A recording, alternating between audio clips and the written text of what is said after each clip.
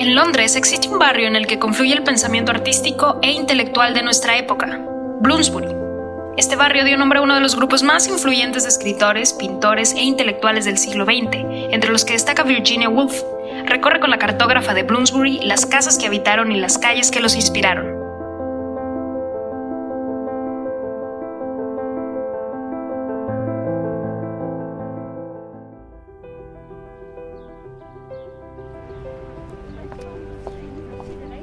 Londres caminaba ante la mirada de Virginia, a veces parco, a veces desmedido, pero siempre lúcido siguiendo los pasos de la escritora que lo encendía desde su pluma. Londres era el personaje inmerso y cómplice en las novelas que creaba Virginia en su caminar por la ciudad, y también sentada en su estudio de 52 Tavistock Square.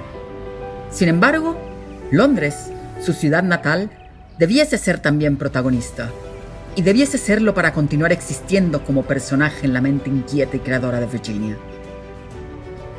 ¿Cómo es Londres, Virginia?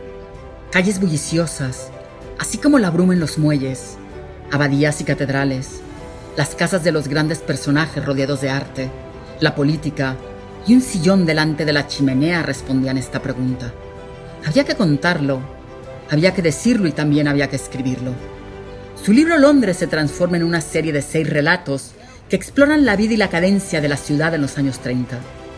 Virginia los escribe entre febrero y abril de 1931, después de haber concluido Las olas, una novela conformada de monólogos simbólicos exquisitamente refinados.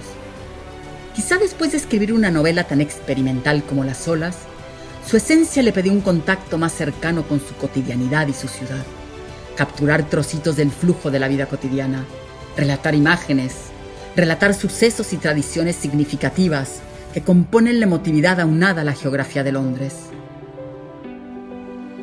Para escribir sobre los muelles de Londres, hay que caminar entre la bruma del puerto y observar cómo los barcos anclan o desaparecen en el horizonte. Virginia argumentaba que para escribir su relato Los muelles de Londres, debió subir una lancha para visitarlos y así poder escuchar las adaptaciones de la lengua inglesa vinculada al comercio, ya que se forman de manera natural en la punta de la lengua. En esas imágenes fotográficas que componían el proceso creativo de Virginia, escuchar un debate en la Cámara de los Comunes estructuraba otro de los relatos que dibujan la actividad constante y movible de la ciudad. Esta es la Cámara de los Comunes, aquella en la que una voz guía el inicio de las sesiones, ahí en donde se reconstruye el mundo actual en forma de edificios y se dejan de hacer estatuas. Veamos si la democracia que construye edificios supera la aristocracia que modelaba estatuas. La actividad dentro del Palacio de Westminster, bajo la batuta de la Cámara de los Comunes, modificaba los destinos de los ciudadanos, decidiendo, entre otras cosas, la velocidad a la que los londinenses debiesen conducir sus automóviles a lo largo de Hyde Park. Inclusive, decidían si había guerra o apostaban por la paz. Al conjuntar sucesos de la vida diaria, Virginia seguía recorriendo el oleaje de Oxford Street, en donde es imposible encontrar una ruta con un fin certero. Todo apunta a un bullicio ensordecedor. Transitar a pie la longitud de esta calle significaba un reto para cualquiera que quisiese detenerse a comprar un paraguas o un par de guantes. Empujones y tropiezos, gritos y ofertas, conversaciones de banqueta, mareas de gente con pasos rápidos. Eso es el oleaje de Oxford Street. Para Virginia, merodear escondida en su saco largo y su sombrero avivaba un mare magnum de ideas, rompía el paso de sus calles cotidianas para devolverla con otra mirada a 52 Tavistock Square. El Londres de Virginia se componía también de las casas de grandes hombres, allí en donde se conservan las sillas en las que se sentaron, las tazas en donde bebieron té y en donde imprimieron sus personalidades.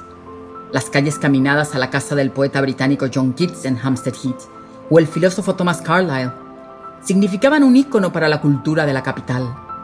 Redondear la arquitectura con las abadías y catedrales daba también un significado a la magnificencia de la ciudad, esta ciudad que alberga la Catedral de St. Paul, gigantesca e imposible de evadir ante la mirada. Virginia convierte a Londres en su protagonista, profundizando en un todo, en la belleza, en lo público y en lo cotidiano. La londinense debe escribirse. Retrato de una londinense es la entrada a Londres que rinde homenaje a la esencia de aquella mujer que se sentaba en un sillón frente a la chimenea, allí en donde tomaba el té, en donde transcurría su vida y su existencia.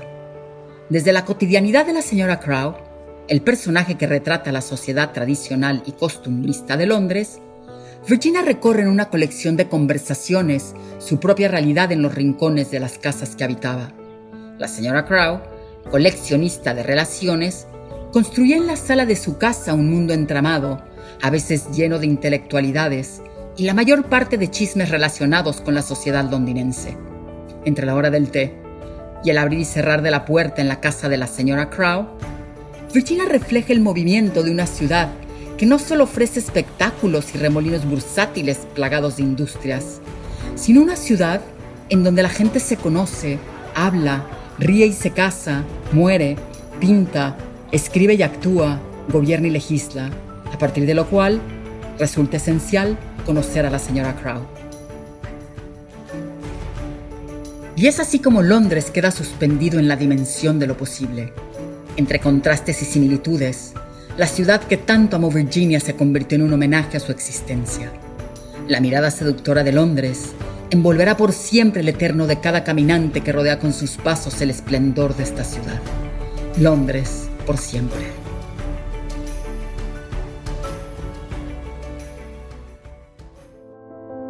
Seguir reconfigurando cada casa y cada plaza en donde se respiró la cadencia de Bloomsbury es labor de la cartógrafa de Bloomsbury.